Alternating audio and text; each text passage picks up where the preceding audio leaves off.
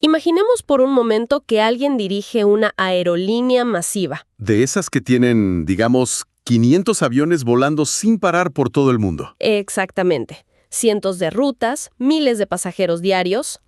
Pero, y aquí viene lo raro, cuando revisas su balance contable oficial, resulta que no tienen casi ninguna deuda a largo plazo y, sorprendentemente, poseen muy pocos activos físicos. Claro, suena a magia financiera. O a una ilusión óptica, ¿no?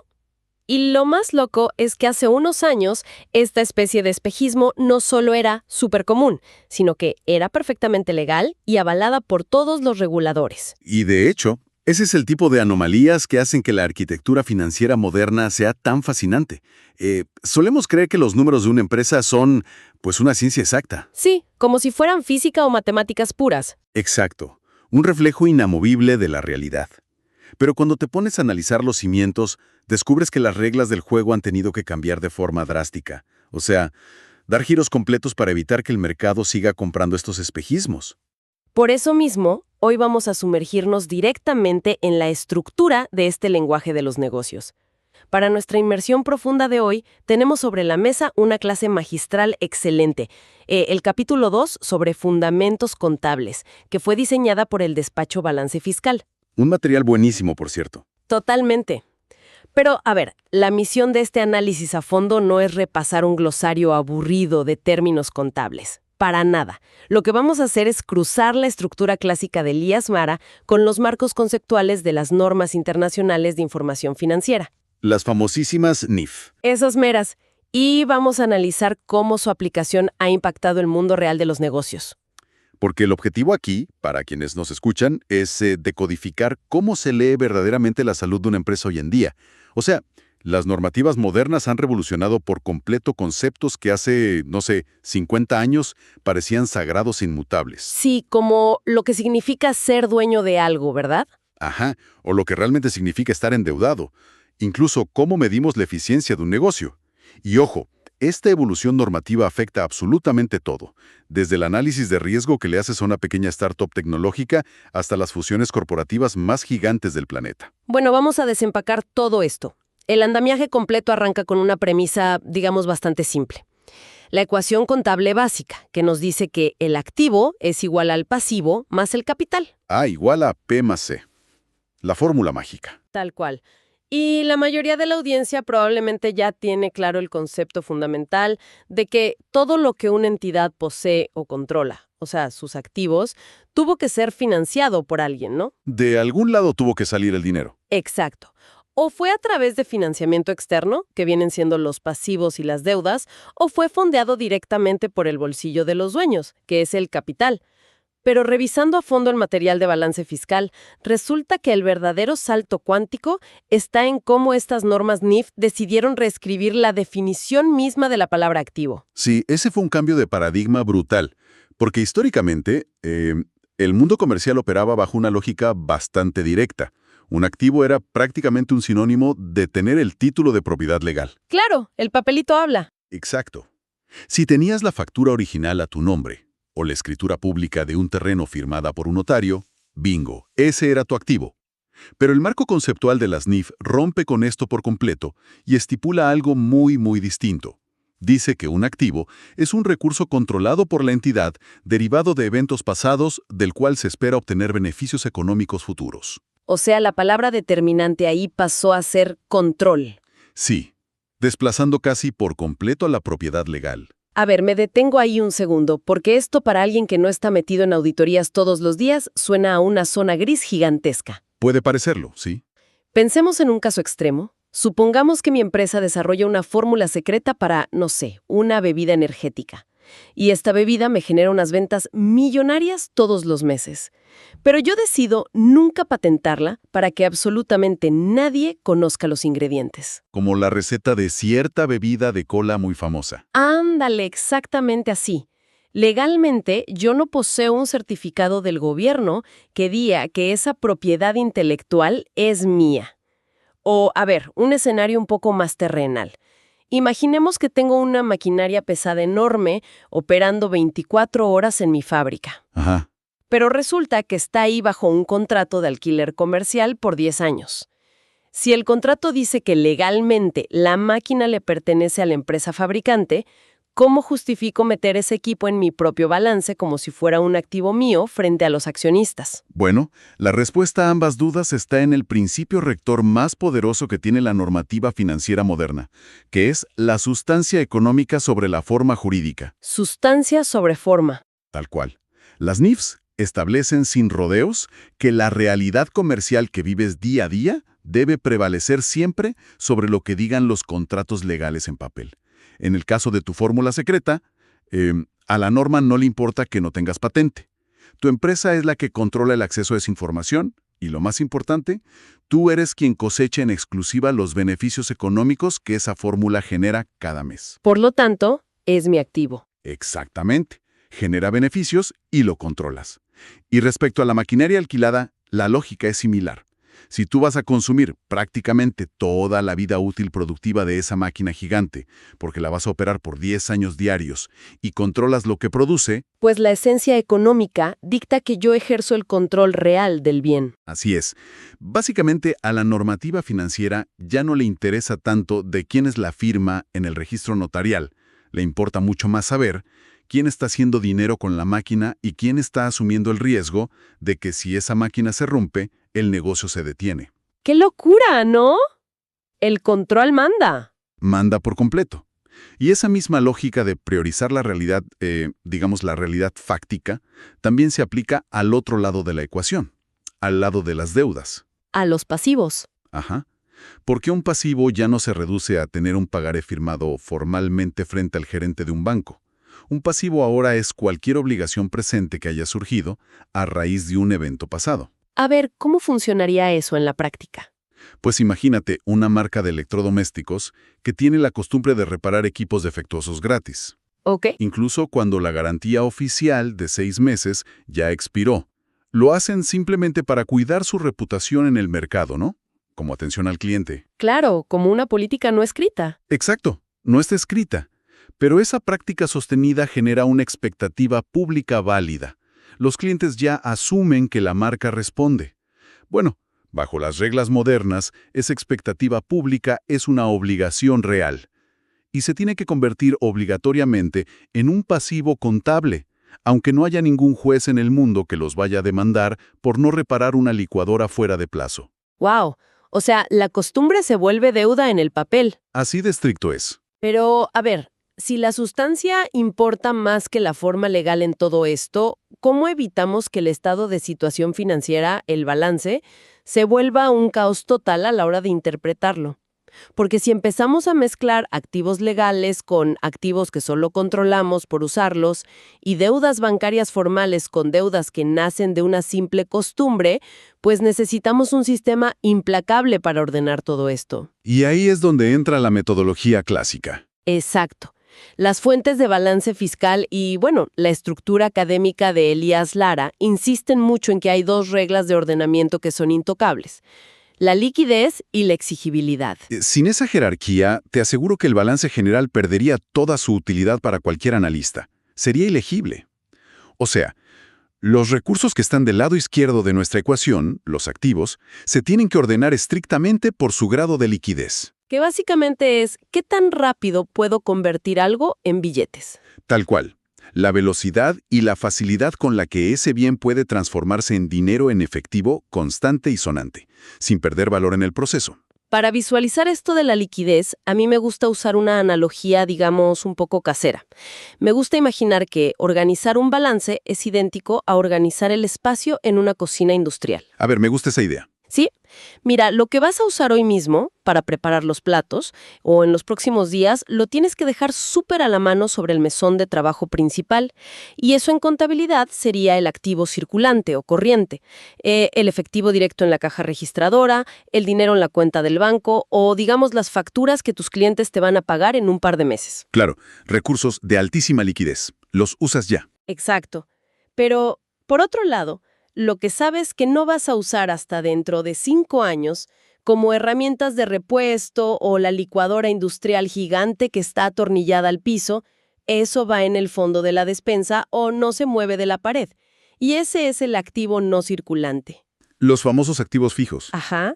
Los galpones, los edificios, la maquinaria pesada, son activos que ni puedes ni deseas vender o liquidar mañana por la mañana. Es una analogía perfecta. Y si cruzamos al lado derecho de la balanza, al territorio de las deudas y obligaciones, el criterio que pone orden es la exigibilidad. O sea, ¿cuándo vienen a cobrarme? Exactamente. El plazo de tiempo límite que tienes antes de que alguien pueda exigirte legalmente que le pagues. Entonces, el pasivo a corto plazo representa los incendios inmediatos que la gerencia tiene que apagar en su ciclo operativo. O sea, en menos de un año. El pago semanal a los proveedores de materia prima. Ese es uno. La nómina de los empleados a fin de mes. Los impuestos del trimestre. Cosas urgentes.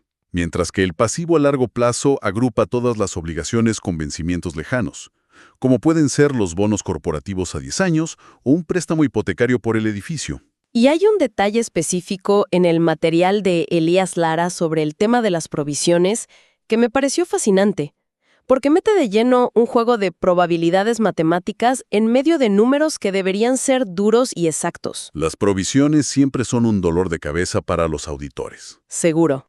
Porque la normativa asume que no siempre sabes con certeza cuánto dinero vas a tener que pagar por, digamos, una demanda laboral que una ex empleada le puso a la empresa o por fallas de garantía en los productos. Claro, no tienes una factura con un monto cerrado. Y las NIF resuelven esta especie de neblina usando una regla muy estricta, basada en la estadística pura y dura. Funciona así. Si existe más de un 50% de probabilidad de que tu empresa pierda ese juicio laboral y se vea obligada a desembolsar recursos, ahí sí se anota. sí, y además el monto se puede estimar razonablemente gracias a los peritos, entonces se reconoce obligatoriamente como un pasivo dentro del balance, y a eso se le pone la etiqueta de provisión. Ah, ok. ¿Y qué pasa si los abogados dicen que la probabilidad de perder el juicio es del 50% o menos? En ese caso, la deuda no toca el balance general. Queda fuera de la ecuación. Desaparece por completo. No desaparece. Simplemente se redacta un texto explicativo en las notas a los estados financieros al final del documento. Es una advertencia para los accionistas sobre este pasivo contingente, por si acaso. Interesante. Y bueno, habiendo restado todas estas deudas y provisiones de nuestros activos, llegamos por fin a la C de nuestra famosa ecuación, el capital, o el patrimonio neto de la empresa. Los textos académicos, como el de balance fiscal, son súper tajantes al definir al capital como algo de naturaleza puramente residual. Residual en el sentido más estricto de la palabra. Es, por definición matemática, simple y sencillamente lo que queda después de restar.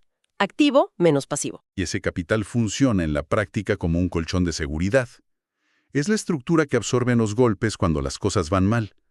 Las normas desarrollan mucho este concepto del mantenimiento del capital, que establece un estándar bastante exigente para medir el éxito real de un negocio. ¿A qué te refieres con éxito real? A que una empresa solo está generando ganancias reales si el importe financiero total de sus activos netos al final del año es mayor que el que tenían al inicio. Pero ojo, excluyendo cualquier inyección de dinero fresco que los dueños hayan sacado de sus bolsillos en ese periodo. Claro. Si los socios metieron más plata, eso no cuenta como ganancia operativa. Exacto. Y para entenderlo mejor, este colchón se divide en dos. El capital contribuido, que es esa apuesta inicial que hacen los fundadores, el capital semilla.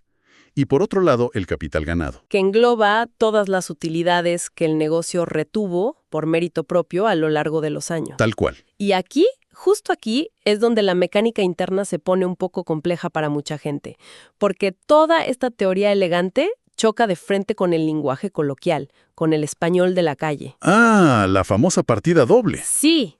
O sea, para mantener esta inmensa ecuación de activos, pasivos y capital en perfecto equilibrio después de cada transacción diaria, el sistema usa la partida doble mediante las figuras de cargos y abonos. Pero confieso que esto me generaba un cortocircuito enorme al principio. Es que va en contra del sentido común cotidiano. Totalmente. Porque si a mí el banco me manda un mensaje al celular diciendo le abonamos $100 a su cuenta por su salario, mi cerebro asume naturalmente que un abono significa que tengo más plata. Es algo bueno. Claro, para cualquier uno, un abono es una gran noticia. Pero en la contabilidad corporativa, si la empresa le hace un abono a su cuenta, significa exactamente lo contrario. Significa que perdió liquidez, que salió dinero. ¿Por qué el término funciona al revés? Esta es probablemente la barrera lingüística más común cuando alguien empieza a estudiar finanzas corporativas. Y la explicación es curiosa. Mira, el banco te dice te abono porque, desde la perspectiva de los libros del banco, tú eres un pasivo para ellos. Ellos te deben ese dinero a ti. Ah, claro. Mi dinero es deuda para el banco. Exactamente. Pero desde la perspectiva de tu propia empresa, la clave no está en memorizar las reglas de qué sube y qué baja como si fueras un robot. La clave está en entender la lógica geométrica de la ecuación A igual a P más C. Piensa que es un sistema espacial. A ver, ¿espacial cómo? Los activos viven a la izquierda del signo de igual, mientras que los pasivos y el capital viven permanentemente en el lado derecho. La partida doble exige que los registros operen siempre como un sistema de espejos para mantener la balanza perfecta. A ver si entendí. Vamos a traducir esa matemática de espejos usando uno de los ejercicios prácticos de depreciación y préstamos de balance fiscal. Digamos que la empresa A decide otorgar un préstamo en efectivo de $5,000 a la empresa B. Ok, buen ejemplo. Si seguimos la lógica espacial, la empresa A registra un aumento en sus activos, porque ahora tiene a su favor un derecho legal de cobrarle a alguien, un deudor. Y como los activos viven en el lado izquierdo de la ecuación, ese aumento se anota en la columna izquierda, que en la jerga contable se llama cargo. Correcto. Hacen un cargo de $5,000 a la cuenta de deudores. Pero al mismo tiempo, para poder prestar ese dinero, la empresa A tuvo que sacar billetes de su propia cuenta bancaria. O sea, su activo de bancos disminuye. Pierde liquidez. Ajá. Y por la pura necesidad matemática de mantener todo equilibrado, si un aumento de activo lo anotaste a la izquierda como cargo, entonces la disminución de cualquier activo debes anotarla obligatoriamente a la derecha. En la otra columna. Y ese es el famoso abono. Ese es el abono. Haces un abono de $5,000 a la cuenta de bancos. Y fíjate, el efecto neto final en la riqueza total de la empresa A es 0. Claro, porque sube un activo por 5,000, pero baja otro activo por 5,000. Simplemente transmutaron su liquidez inmediata por un derecho a cobrar en el futuro. Exacto. Pero ¿qué pasa si cruzamos la calle y nos asomamos a los libros contables de la empresa B, la que acaba de recibir los $5,000 en préstamo? Bueno, el espejo funcionaría al revés para ellos. Como están recibiendo esos 5,000 en efectivo en su cuenta, su activo de bancos sube en el lado izquierdo. Así que ellos hacen un cargo a bancos. Perfecto. Pero la contrapartida de esa entrada de dinero es que acaban de contraer una deuda enorme. Y como los pasivos, las deudas, habitan en el lado derecho de la ecuación principal, pues crecen cuando realizamos anotaciones en el lado derecho, o sea, con los abonos. Así que ellos registran un abono a su cuenta de acreedores diversos por 5,000. Y el equilibrio es total. Es un sistema cerrado brillante, porque fuerza a la gerencia de explicar de dónde sale cada centavo. Ningún recurso, ya sea una máquina o dinero en cuenta, puede aparecer en la compañía sin que quede documentado al mismo tiempo quién lo financió o qué se entregó a cambio. Todo cuadra. Siempre. Si mañana los fundadores aportan capital extra, hay un cargo a bancos porque entra dinero, y un abono simétrico al capital social porque el patrimonio creció por el lado derecho. Y toda esta rigurosidad, o sea, esta insistencia en priorizar la sustancia económica, el tema de reconocer los pasivos por probabilidad estadística y el balanceo supermilimétrico de cargos y abonos, todo esto es justo lo que nos prepara para comprender uno de los mayores tsunamis en la historia reciente de la contabilidad global. ¿Te refieres a la NIF 16? Así es. Volvamos al escenario perturbador con el que abrimos esta charla. El despliegue mundial de esta norma, la NIF 16 sobre arrendamientos. Ese fue el momento preciso en que el mundo corporativo fue obligado, a la fuerza, a enfrentar lo que realmente significa decir el control importa más que la posesión legal. Porque antes de que esta norma entrara en vigor, bajo la antigua norma que se llamaba NIC 17, el contrato de alquiler operativo o arrendamiento era el refugio perfecto para esconder deuda. Era el lugar ideal para ocultar deudas multimillonarias a los ojos del mercado y de los accionistas. Y el material académico destaca al sector aerocomercial como el paciente cero de todo este cambio. O sea, si retomamos nuestra aerolínea imaginaria con los 500 aviones, sabemos que un jet comercial grande cuesta fácilmente unos $300 millones cada uno. Son cifras masivas, sí. Entonces, si la junta directiva decidía comprar 10 aviones pidiendo un crédito al banco, su balance general reportaría inmediatamente unos 3.000 millones en pasivos nuevos. Una carga de deuda brutal que seguramente espantaría a los inversores. Pero, utilizando el vacío legal de la norma antigua, si en lugar de comprar decidían firmar contratos para alquilar esos mismos 10 aviones por 15 años, ¿Esos inmensos 3.000 millones de compromiso de pago a futuro? se desvanecían por arte de magia del balance. No existían. Eran tratados simplemente como un gasto operativo del mes a mes. Llegaba la fecha, pagabas tu cuota de alquilar del avión y lo metías como gasto en tu estado de resultados. ¿Y el balance general? Quedaba impecable. La foto de la salud financiera de la empresa sugería que tenían niveles de endeudamiento bajísimos, a pesar de estar amarrados a contratos irrevocables de miles de millones de dólares. Un engaño total. Y por eso los banqueros de inversión y los analistas tenían que armar hojas de cálculo gigantescas y paralelas, tratando de adivinar y reconstruir el riesgo real, buscando pistitas en la letra chica de los reportes. Hasta que aterriza la NIF 16 y cierra esa ventana normativa de golpe. Esta nueva regla dictamina que prácticamente todos los arrendamientos comerciales, salvo algunas excepciones súper específicas de menos de un año, tienen que aflorar en el balance. Sí o sí. Obligatoriamente. Entonces, de un trimestre para otro, a nuestra aerolínea le exigen reconocer un nuevo activo gigantesco llamado activo por derecho de uso. Que representa, digamos, su derecho exclusivo a volar esos aviones los próximos 15 años. Exacto. Y en contrapartida, del lado derecho de la ecuación, tienen que reconocer un masivo pasivo por arrendamiento, calculado con todo el valor presente de las cuotas de alquiler que están obligados a pagar en el futuro. El choque visual en los mercados de valores fue un terremoto. O sea, corporaciones de retail con miles de tiendas en centros comerciales, titanes de la logística con flotas enormes de camiones alquilados, y desde luego las aerolíneas, vieron cómo sus balances se inflaban de la noche a la mañana. Aparecieron decenas de miles de millones en deudas nuevas. Tal cual. Pero ojo, que la reacción en cadena no se limitó al balance general. Alteró la arquitectura completa de cómo se reportan las ganancias. Y espérate, aquí es donde quiero cuestionar un poco la intención real detrás de la norma. Porque si por regla general tú erradicas el gasto de alquiler mensual que antes te bajaba las utilidades operativas, y ahora pones el avión en tu balance como si lo hubieras comprado, ese gasto mensual se tiene que transformar en otra cosa, ¿no? Es inevitable, sí. Pero ¿no provoca esto una ilusión óptica donde la empresa de repente luce mucho más rentable a nivel operativo de lo que es en realidad? O sea, ¿no es un incentivo perverso para engañar al mercado sobre qué tan eficiente es tu operación diario? Es una preocupación súper válida y de hecho es un debate tremendo en el entorno de inversión. Porque el gasto de alquiler puro desaparece de tu radar.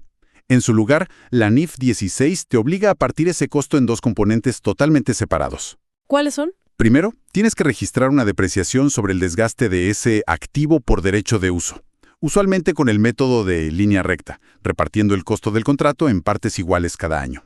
Y segundo, debes registrar de manera independiente en la cuenta de resultados un gasto financiero por los intereses implícitos de esa tremenda deuda que estás pagando. Y el efecto de separar depreciación e intereses sobre el famosísimo EBITDA es explosivo.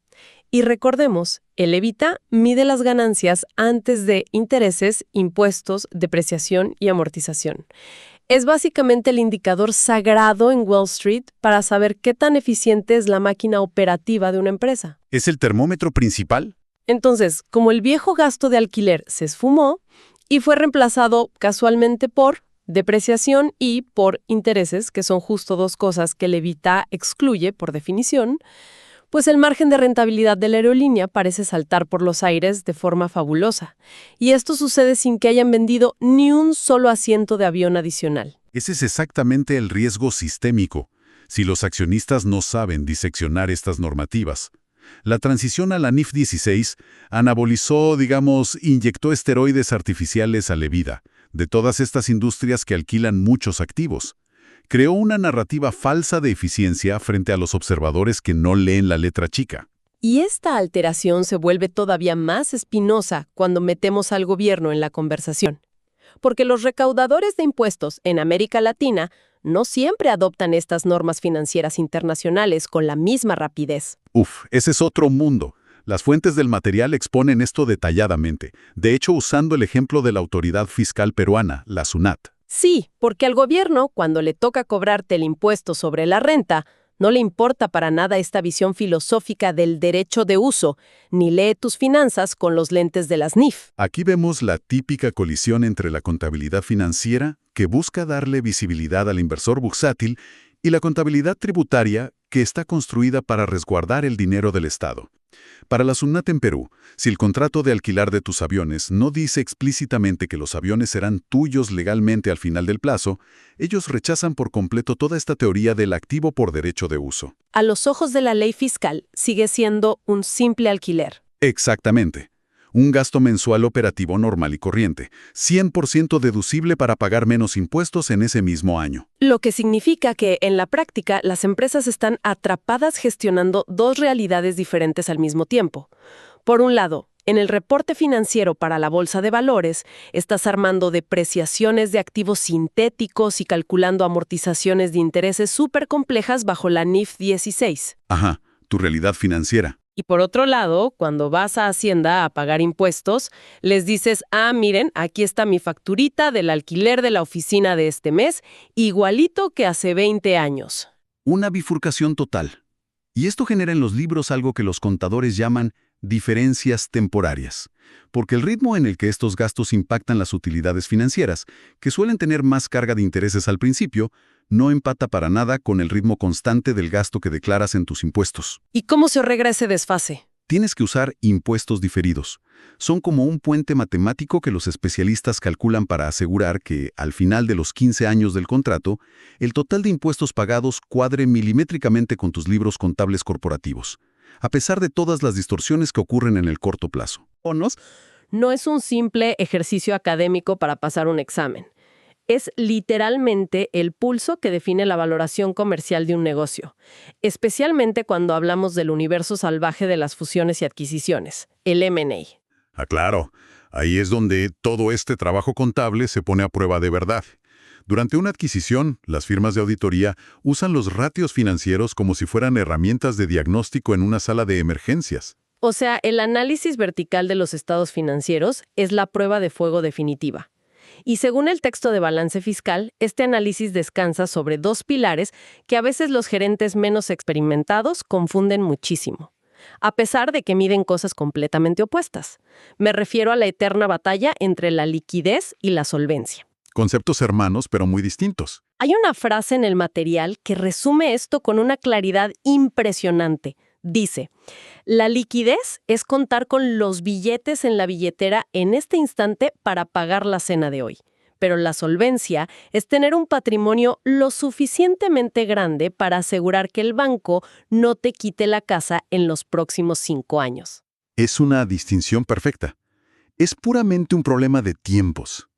Una corporación que goza de liquidez es obligatoriamente solvente en la foto de hoy. Claro, porque si tengo billetes, mi activo supera mis deudas inmediatas. Pero, y aquí está el peligro, puedes tener una empresa inmensamente solvente en patrimonio, con edificios y maquinaria, que mañana por la mañana quiebre por no tener liquidez para pagar la nómina quincenal. O sea, sin efectivo no hay operación. Y por eso los indicadores de liquidez, como la famosa prueba ácida, operan bajo el estrés del aquí y el ahora.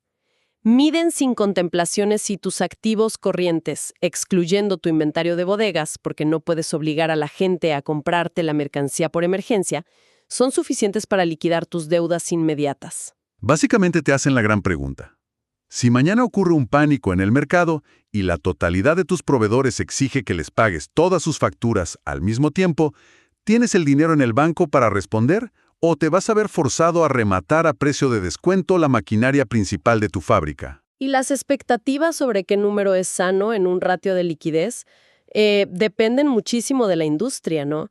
O sea, si eres un emporio de supermercados donde el cliente cruza la puerta y te paga las manzanas en efectivo en el acto, pues puedes operar tranquilamente con márgenes de liquidez súper ajustados. Tu ciclo de caja es rapidísimo. Exacto. El dinero entra a diario. Pero en contraste, piensa en una firma constructora de infraestructura que financia la construcción de una represa gigante y el gobierno le paga las facturas con 6 u 8 meses de retraso. Necesitan un colchón de dinero en efectivo masivo para sobrevivir esos meses. Totalmente. Y por el otro lado de la moneda tenemos a la solvencia, que despliega un radar a mucho más largo alcance. La solvencia desvía la mirada hacia tu nivel de endeudamiento general y su peso sobre el patrimonio neto de los dueños. Evalúa, digamos, qué tan adicta es la gerencia a pedir préstamos externos en comparación con la riqueza que el propio negocio genera internamente. Y si fusionamos este concepto del ratio de endeudamiento a largo plazo con el impacto de la NIF 16 que hablábamos antes, empezamos a entender por qué las compras corporativas se han vuelto tan tensas últimamente. Pensemos en un fondo de inversión haciendo due diligence para comprar una cadena transnacional de gimnasios. Un sector que alquila muchísimos locales comerciales. Exacto. De un año para otro, al inyectar todo el valor presente de los alquileres de 500 gimnasios en su balance general, el ratio de endeudamiento de esa cadena saltó a la estratosfera, sin previo aviso. Y claro, el ratio técnico de apalancamiento colapsa en tu hoja de cálculo. De repente aparecen unos niveles de deuda estructural que, en la era antes de la NIF, hubieran provocado que cualquier junta de inversión rechazara la compra al instante por riesgo de quiebra inminente. Sin embargo, la realidad de los gimnasios no sufrió ni un solo rasguño real, ¿verdad? Siguen operando igual, siguen pagando rigurosamente la misma cuota de alquiler por metro cuadrado que negociaron hace 3 años. El riesgo de quiebra no subió. Para nada. La firma no opera peor que hace una década. Lo único que ocurrió fue que se disipó la niebla contable, como decíamos antes. Y ahora los inversores están forzados a observar cara a cara la monumental obligación a largo plazo que siempre estuvo ahí escondida. Y es por este preciso motivo que hoy en día los equipos de M&A dedican semanas enteras a hacer ingeniería inversa a los balances. Tienen que reconstruir todos los modelos históricos de rentabilidad y ajustar el impacto de esos activos por derecho de uso para entender la verdad. Para dilucidar si ese colapso en la solvencia es un deterioro real del modelo de negocio, o si es tan solo un efecto secundario mecánico de adoptar la nueva norma contable. Si tú compras una empresa guiándote por el número bruto sin entender de dónde viene ese pasivo normativo, te estás arriesgando a tomar una decisión ruinosa. En este exhaustivo análisis, la verdad, hemos atravesado un terreno que puede ser denso, pero que resulta profundamente revelador. Partimos de la lógica inquebrantable de la ecuación contable de Elías Lara, entendiendo que cada recurso tiene un origen financiero. Desmitificamos por qué los cargos y abonos operan como lo hacen en el sistema de partida doble, que no es capricho, es una balanza perfecta. Así es. Y terminamos constatando cómo los marcos normativos contemporáneos, como estas NIF, ya no son simples herramientas para llevar un registro. Son instrumentos poderosos que redefinen fronteras legales y obligan a exponer riesgos sistémicos gigantescos que antes se ocultaban tras la fachada de un simple alquiler de aviones. Todo este panorama nos demuestra algo clave. La arquitectura financiera está muy lejos de ser un ejercicio matemático estéril. Te exige interpretar cada métrica no como un saldo muerto en un libro mayor, sino como un reflejo vivo de las decisiones humanas, la toma de riesgos corporativos y la propia evolución de los mercados. Totalmente de acuerdo. Y justo para cerrar nuestra inmersión de hoy y dejar a la audiencia con algo en qué pensar, quisiera llevar este principio normativo de sustancia económica sobre forma jurídica un poco más allá del material que revisamos hoy. A ver, cuéntame. Bueno, acabamos de ver que la contabilidad global dio un paso titánico al relegar los documentos de propiedad para coronar al control de los beneficios como la característica esencial que define a un activo. O sea, el simple derecho de usar un avión alquilado se volvió suficiente para capitalizarlo en los libros de la aerolínea por millones de dólares. Y fue un reajuste que, te recuerdo, costó décadas de debates técnicos lograr implementar. ¿Cierto? Entonces, el cuestionamiento profundo que nos queda es esto. ¿Cómo se van a transformar los estados de situación financiera de las megacorporaciones tecnológicas en el futuro cuando los reguladores se vean forzados a cuantificar el control económico sobre activos intangibles a nivel global? Me refiero al control casi oligopólico que tienen sobre gigantescas bases de datos de nuestro comportamiento o los algoritmos predictivos que dirigen nuestro consumo diario, O digamos el que quizás sea el recurso más valioso de este siglo, el monopolio ininterrumpido sobre la atención humana. Es un planteamiento tremendo. Por derecho de uso que se puede depreciar y reportar trimestralmente en Wall Street, ¿cuánto tiempo pasará realmente antes de que la contabilidad global encuentre la fórmula matemática para exigir a las plataformas digitales que registren como un activo corporativo el control directo que ejercen sobre nuestras horas de vigilia diaria? O sea, la arquitectura financiera, ese supuesto puente exacto del que hablábamos, apenas está empezando a enfrentar los desafíos de ingeniería más fascinantes de toda su historia.